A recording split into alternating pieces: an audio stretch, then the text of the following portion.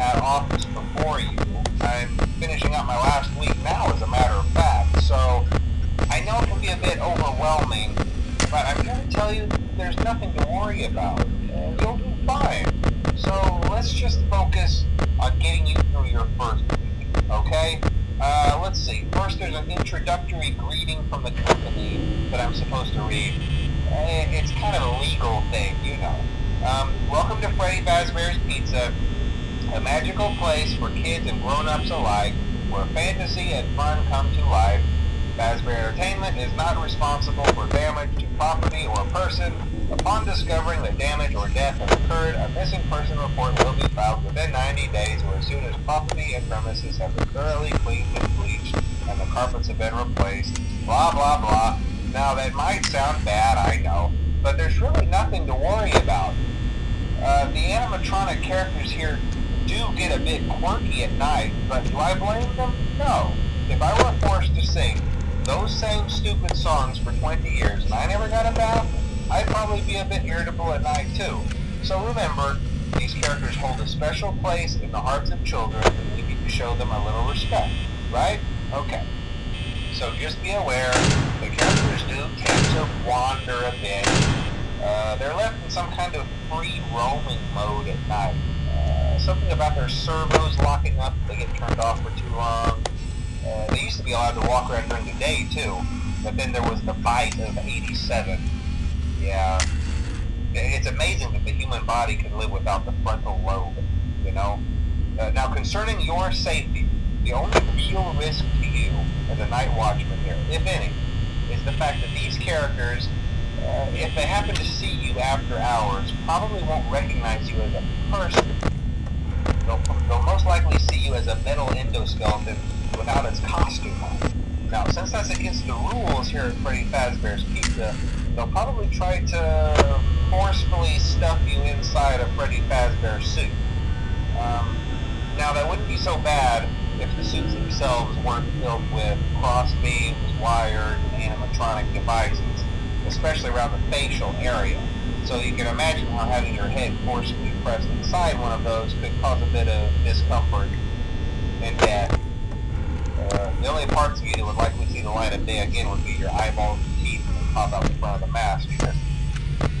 Yeah, they don't tell you these things when you sign up. But hey, first station of the breeze. I'll chat with you tomorrow. Check those cameras and remember to close the doors only if absolutely necessary. Gotta conserve power. Alright, good night.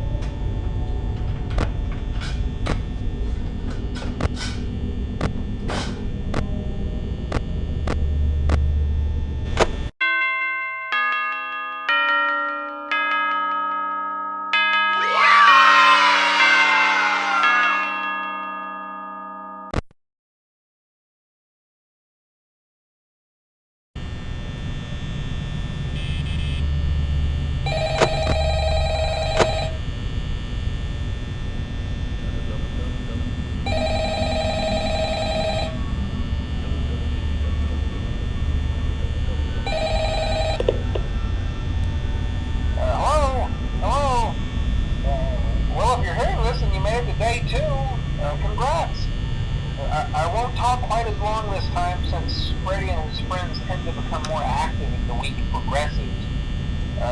It might be a good idea to peek at those cameras while I talk, just to make sure everyone's in their proper place, you know.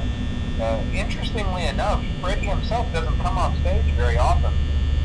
I've heard he becomes a lot more active in the dark, though, so hey, I guess that's one more reason not to run out of power, right?